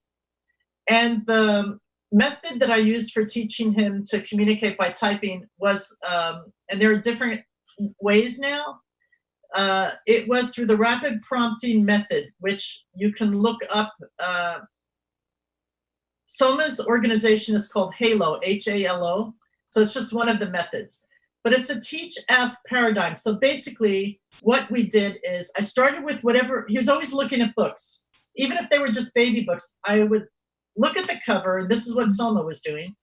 Maybe there was a sun and a star and a moon on the cover. I would say, oh, Jeremy, this is a sun, this is a moon, this is a star. We see the stars at night, N-I-G-H-T. We see the sun in the day, D-A-Y. When do we see the sun? In the day, D-A-Y, or night, N-I-G-H-T. This is an example of how I'm taking something he's interested in because it's a book cover he's staring at, and I'm spelling the words for him. So I'm not imagining that he already knows this. I'm giving him information, and I only ask him about what I've given him. And at first, I asked him just 2, usually 3 choices was better because there's less room for error. And also because if someone's a visual learner, they can see. Maybe Jeremy couldn't see, so I would tap, was it day, D-A-Y, or night, N-I-G-H-T? So then he would go, okay? So you do this enough times, and it started out with pointing to the short words. Then it was spelling on a letterboard, which I have here somewhere. Where did I put it? Here it is. So the reason why this has this shape is because there were no iPads when Jeremy was in high school. So he had to do his exams, his proctored exams, also in college, on a Bluetooth keyboard. And Jeremy has a lot of challenges. Some people could easily adapt to one thing to another.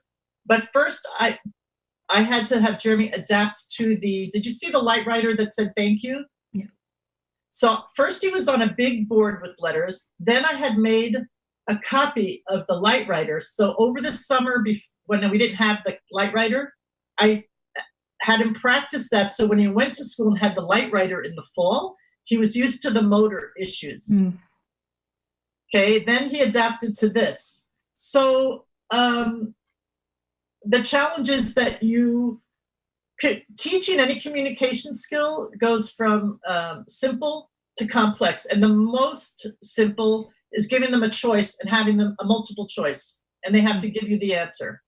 And at the end, the most difficult is open-ended. We didn't get to open-ended questions for a year, but it was okay because at school, you have multiple choice tests, right? And when I say they validated Jeremy's typing, this is what I mean by validation, because people always think about that, and they should, rightly so. For example, he had one paraprofessional in the morning and one paraprofessional in the afternoon. And what they did for the midterms was they switched. So the one who sat in English class with him, or history class, or geography, it was the other one who went in for the midterm. So they didn't hear the material. So they didn't know. And he always did well. They weren't perfect. They were like 85%, 87%. So to me and to the school, that was a clear indication. Another way that was clear is that he would tell them at school things that had happened at home, and they would ask to validate. And then times like I gave that example of Thanksgiving, when something bad happened to Jeremy and he was all upset. So I finally asked him, and he said to me, the teacher, well, you heard about the teacher was telling me that I shouldn't be learning academics. So before I told him to write that letter, I called up someone at the school and just said, can you tell me, this is a conversation Jeremy overheard. Can you tell me if this is true? I don't want to say I didn't trust my son, but, I'm not going to make waves, and I think you have to validate stuff. And she laughed. She said, that is word for word what he overheard. So then it's very simple in situations like that. And again, those paintings, that's why I put the testimonials there. When Jeremy mentions what colors he's seen and what it has to say about the personality of the person, they were like, how did he know that about me? So he picks it up from their voice. He asks questions, but he listens to the tone of their voice, which elicits color, and also he's watching them. But the typing, there's so many ways, and if you want more information about typing and also about research about it, it's called Communication First. It's a nonprofit, and they have the research on their website and also more information, communicationfirst.org.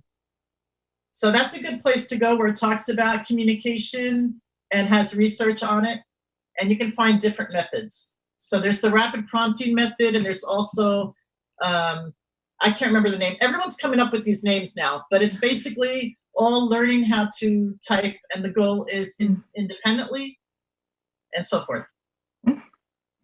So you were talking about teachers a little bit, like how did you communicate Jeremy's needs to his teachers and his educators, and what were some of the tactics you used when advocating for his education? So, back then, I don't know if they still do, they had homeschool notebooks. Mm-hmm. And you have to remember that so when I started the ABA program with my son, that was in England, and you as a parent had to do it yourself, 10 hours a week. So I knew how Jeremy learned or didn't learn. So I knew it was hard for him. So I knew what was hard for him. And so I didn't think the teachers had to be teaching him everything, because I knew what was difficult. But because I also had taught him, they kind of had a respect. They knew I knew what I was talking about. And I just thought, if somebody believes in my son, then they're on the same team. It's all about respect. So, for example, I used to do what I could to volunteer. And one day in the elementary school here, I was the PEX queen. I would make all the PEX pictures. This is before iPads, right? I know I look like I'm 25, but I've been around for a little while. And so I'm at the Xerox machine at the school making PEX pictures, and his OT comes up and she's shaking her head. I said, are you okay? Are you having what's going on? And I didn't think she was thinking about my son. It just was like something happened to her. And she said, your son. I said, what? He can't learn anything. I can't teach him to do anything. I'm like, well, what are you talking about? And she said, well, he'll never learn to button his shirt.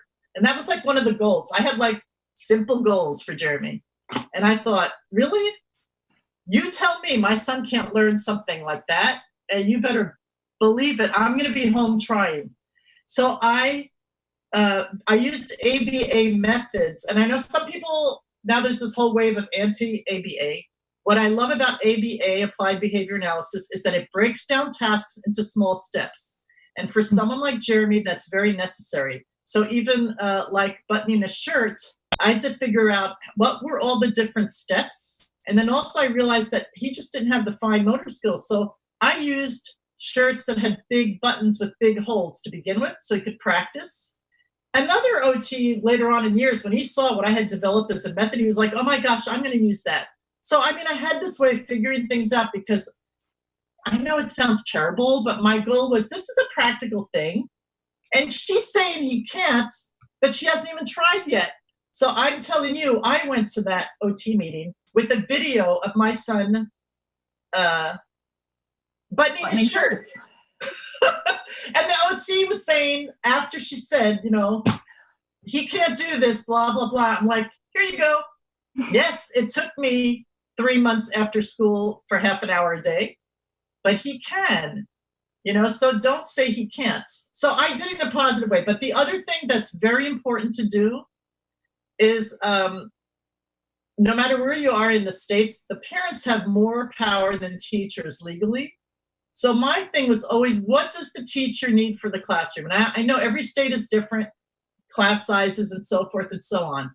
But the teacher cannot tell her boss what she needs. Same with support staff. It's hard to tell your boss what you need.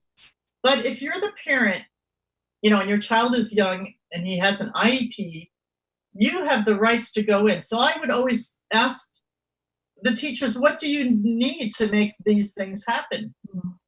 So for example, one time, and I'm not picking on OTs here, I love OTs, they've been the greatest ones, but that's the therapy that Jeremy had most of.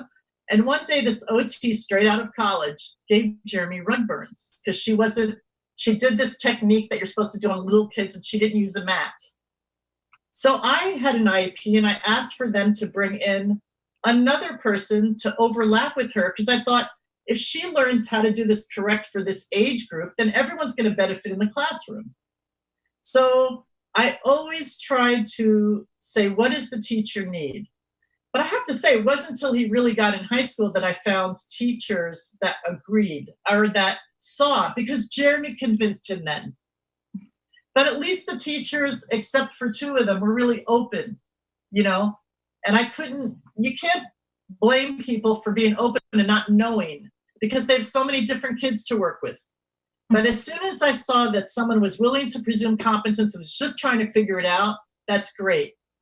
But if you're going to sit there and tell me my kid can't learn, then you know what? Everybody can learn something. I'm not saying everyone's going to be a scholar, but, I guess just working in that institution really, and there were some great people that worked there, and you could just see the difference between the people who treated the young men and women that lived there. The people that treated them with respect got more results with their teaching, whatever kind of teaching, than those who were not presuming competence. So presuming competence, just like I would do that with any human person that I meet. Does that help? We have another question about what kind of classroom Jeremy learned best in. Like, was there a particular size or a particular makeup of teachers? So at the time when Jeremy was in school and in California now, I know that in New York they have limits on class size, or at least they used to. In California, the limits are high. They're like 20. It's not a small size. And myself, I have a personal opinion and philosophy about full inclusion. And that's why I worked in the state hospital.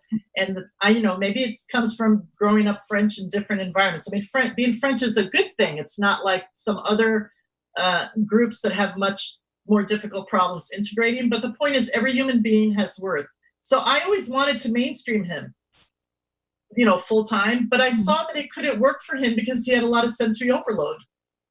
So I thought this doesn't make sense. So I always had him. The only other option at the time was a special, they put him in a severe handicap class. And then I insisted on, I used my least restrictive environment, that he had to be mainstreamed for 1 or 2 periods a day. And the thing is that sometimes the teachers would tell me, I don't want to say anything, but I haven't seen your son here for a week or 2. So I had to go in, but I was always gracious. Because the other thing, too, you have to realize is that the paraprofessionals and the other teachers are supposedly not supposed to communicate with the parent. So if you're getting information and then you go back and say, Jeremy's aide told me this, you're losing the best person on the team because they're not going to trust her anymore. I'm sorry. Maybe this is only in California, but so the thing is, you want to protect the people who are already there helping. You just want to make sure that you communicate professionally. And if people are really bad, I mean, I had like 2 teachers that were really awful.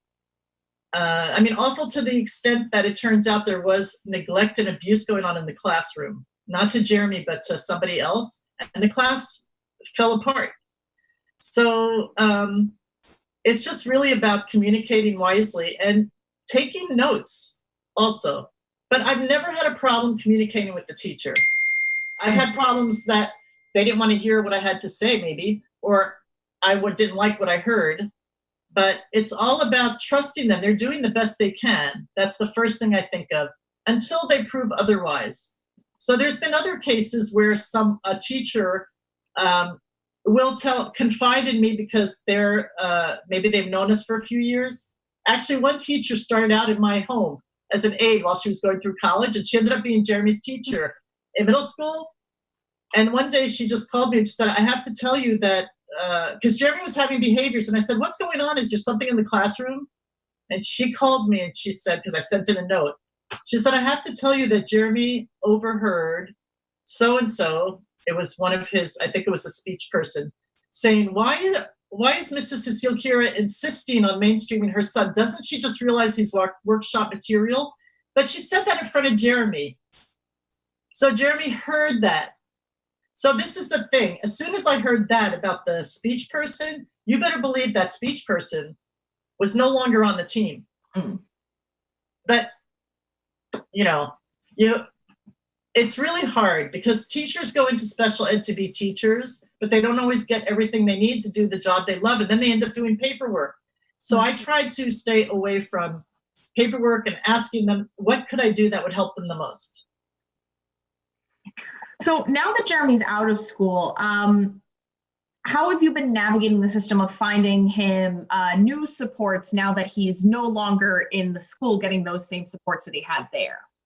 Right. So again, my past experience living in Europe really helps me, because in Europe they gave us nothing, okay? But in England they gave us $800 a month. So I took that money and I hired some college students, and then with another family we shared the cost of having someone that had been trained under Lovas, who was overseeing either in Norway, I think it was in Norway, a center there. So he came over once or twice to the UK, and we gathered our students that we were hiring, and I taught them. So I was used to hiring and helping with training and overseeing. But then again, the job I had before, after Fairview State Hospital, I moved to Europe. I oversaw production of a TV series. So I had to oversee like 17 young people doing different jobs. So those experiences all helped me in how do you handle hiring, supervising. So when I moved to the States then, at first they didn't want to provide any services for Jeremy in terms of ABA because he was already 7. But I managed to convince them that he really benefited from him. So they gave us a few hours, actually it was respite hours, I think. And I hired my own staff. Okay, so some of those people stayed with us all the time, continuing through their careers of school and college, and ended up with other kinds of jobs, or else were in either the field or not. But they wanted to stay as Jeremy's staff. So then when we had to fight for supported living, because, well, in California, the services are different than elsewhere. We have regional centers, and they really do have very good supports for adults, but you have to know and you have to ask. And every county does it differently, just like school districts. And I had to file for due process for Jeremy to have supported living. So I identified an agency who believed in me with presuming competence and inclusion. And so they hired some of the people that were already working for us. And then that company also looked for people. And I have to say, I'm tough because I don't just accept anybody, because I've done it all this time before. So I must say that sometimes I'm probably a pain in the butt. But on the other hand, because Jeremy's staff requires such training, now other families who have a Jeremy-like type person, they are coming to this agency, and other people are benefiting from learning how to communicate, learning how to teach somebody, also how to include somebody, because I've been doing it my whole life. So it's not, you have to find an agency that has the same spirit that you have. And then with our agency, Jeremy, as a self-determined individual, he has the right to say yes or no to hiring somebody. So my job has really been to make Jeremy an advocate. That's been he's making those decisions along with you. Yes. Yes. So flipping over to more of the professional side, how can like teachers or support professionals like help show a parent that they are on the same side as them, or that they are also assuming that their child can learn something? Like, how do professionals show a parent that? Yeah, because because I can be a pain in the butt because I know a lot, but I know there's some parents too that are not as present to helping.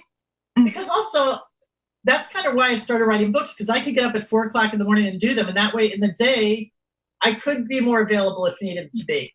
But a lot of parents don't have that option because they're working, a 9-to-5 job or a service job. But I think that a professional just needs to speak to the parent respectfully and also ask them, what is it that you'd like me to know about your son or daughter?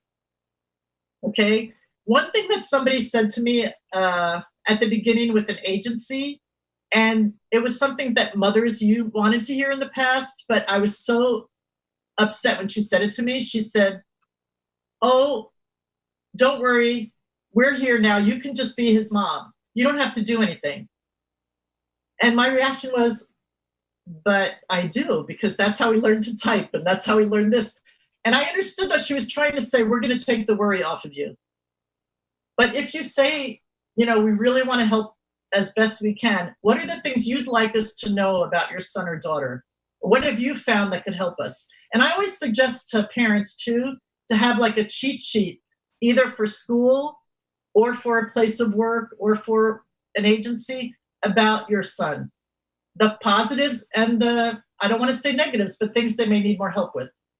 But also, as they get older, you have to work more on the strengths they have, which is really hard because all through school, as a teacher and also as a parent, all you hear are the deficits, because that's what the IEP goals are based on. But when you get into high school and you're going out, you have to start working on the strengths. So tell the person what the strengths are, because they may not. Someone like Jeremy, if they just see Jeremy, they would never know that, yes, he can type to communicate, point to letters. They would never know that he had this gift. They would never know that he understood everything. So the first thing I do is say, he understands everything. Talk to him like you would to anybody. So that's it.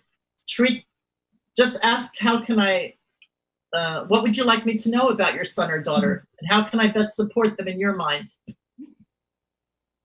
Now, is there a particular book that you would recommend for parents who aren't really sure how to engage with their child at this point to help them learn how to better communicate with them or better connect with them in some way? Gosh, I've written so many books, but they're mostly general. I talk about it a little bit in my autism spectrum disorder book, but it's very general. I think that there's so many books out there now, but I would recommend going into the sites for communication first. Look on general sites about autism organizations, like maybe National Autism Association, TACA, T-A-C-A. Look at big nonprofits where they have information and resources. Just remember that some of them have more different agendas than others. So you just want to pick out what's important that seems to relate to your child. I'm sorry I can't recommend just one book because, as I said, autism is like this. It's a huge spectrum, so there's a lot of books in it. Yeah. Now, are there any, do you have any states that states as in the United States that you think are better to live in for supporting a child with autism? Any that stand out to you, or? So that everyone could move to wherever I mentioned? Yeah. Okay, so I used to do a lot of speaking around the country before concussion and before now the shelter in place, right? Yes. And I did notice that what parents and educators would say in certain places I picked up on a lot. I would say that California has the best laws for adults in terms of it's a legal right to live in your own community. So that's very good. On the other hand, I've heard people from New York who've moved here during the school years, and they say the education system is much better in New York. Everywhere there seems to be parents working with professionals to build future plans. And I have to say, I think it's more about that. If you're trying to move somewhere just to get better services and you're going to be leaving your family and your friends, that's not good. I've seen people do that too and then turn around and go back to where they came from, because you can't replace family if they're helpful. Okay, I know some families aren't, but you can't replace family and neighbors or friends that are welcoming if you have that kind of area. So you really have to think about what is it that you're looking for. Research what there is in your area, because it's changing now a lot too, which is why I don't want to say, oh yeah, this place has this. Especially now with COVID-19, they're overlooking all the budgets. Everyone's going to be suffering equally or unequally. But I know that for adult services, even in California, they have the rights, but the options aren't all there. So that's the thing I really want to say, is that in the high school years, it's really important that they learn the life skills needed, because once you're out from the IEP, there is no more of a mandate to learn. So in other words, you have the right to a job, but that means you have the right to be on the list for voc rehab. But when you're in school, you have the right to an IEP, so they have to teach goals. So you want to make sure, because a lot of teachers think that they're going to have all these things when they get out, but they're not necessarily. Yeah. So that's the thing you want to make sure. And then when they do graduate out of school, people are so worried. People say, oh, it's like falling off a cliff. Yeah. So I want to say that I would have said that 10 to 15 years ago. And it's not easy, but it's so much easier now because parents and professionals are realizing we are part of the future. We have to create the options. Okay. And so if there's funding around in some way, or you can get a support staff person in some way through respite or whatever, there are ways that you can figure out to get the support you need. It's not easy. I know I'm getting to the age where it's really tiring, and I wish I could go off to France and buy a house. Not that I have the money for it, but we're dreaming, right? Yeah. I'd love to I have relatives in France. I could go stay there for 6 months a year with no problem. But I can't do that because my support to Jeremy and helping him in his community, mentoring. And now I'm his marketing person for his career. So if I don't do any marketing, he doesn't earn any money. Which actually leads us to our last question. Is Jeremy still selling his art? Oh, yes. So Jeremy is selling his art. And I know in that picture, in that video, he said they're selling for thousands of dollars. Yeah, like the very expensive, really big ones. Yeah, because it's big canvas and a lot of paint. But he does have more reasonable. He also sells prints on his website. But he does the aura readings or the color readings over Skype or FaceTime. Oh. Now, here's the thing is he is in another art studio now that he just moved into February. It was kind of like a college application to get in. It had to go through 3 different boards, and he was first choice. So he took it. But then COVID-19 happened, and he can't access the art studio, though we're still paying the rent, or he's supposed to be paying it, but he can't paint. I haven't had the space in my house. Plus, another thing that happened is a support person in August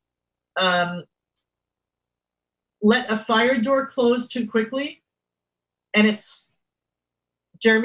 slammed on Jeremy's finger, and he lost the tip of the finger on his painting hand. This was someone who wasn't careful about the idea that Jeremy needs help with his body awareness and his space. So Jeremy now has been trying to paint with his left hand. Oh. So and he's getting OT for this hand. But the thing is that now I have to be more of a marketing person because of COVID-19. So like everybody, it's a change, but we have no issues compared to other people because he can't go to the art studio because the support staff are for sheltering in place, which is fine with me. And my husband still has a job, so we're good. And we're all healthy. But we'll see. I don't know how long we can keep paying for the art studio. He has learned how to do some art on his iPad, and I actually shared one in the handout, which I could put on screen too if you want. I don't know how much time you're running out of, but I wanted to say that Jeremy's had a lot of dreams about COVID-19. None of them scary. They're all hopeful. Well, that's good to know. Yes, and he's done them all on iPad art. So I don't know if we have time to share one. Actually, I think we're out of time for questions, unfortunately.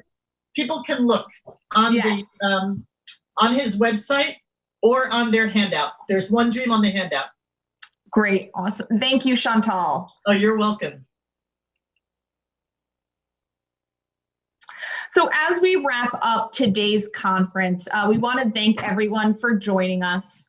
And we were inspired by what you heard. I know I was. YAI is here for you, and we encourage you to reach out to YAI Link via phone, email, or web form to learn about information and supports and services. We also encourage you to visit YAI's COVID-19 database for people with IDD, caregivers, and staff, which lists important information and resources to help you support you and your loved ones during this time. You can access that searchable database on yai.org/COVID-database. From all of us here at YAI, we wanted to wish you and your loved ones health and safety during this challenging time. Thank you for our keynote, as well to George for coming on and talking to us, and have a wonderful rest of the day.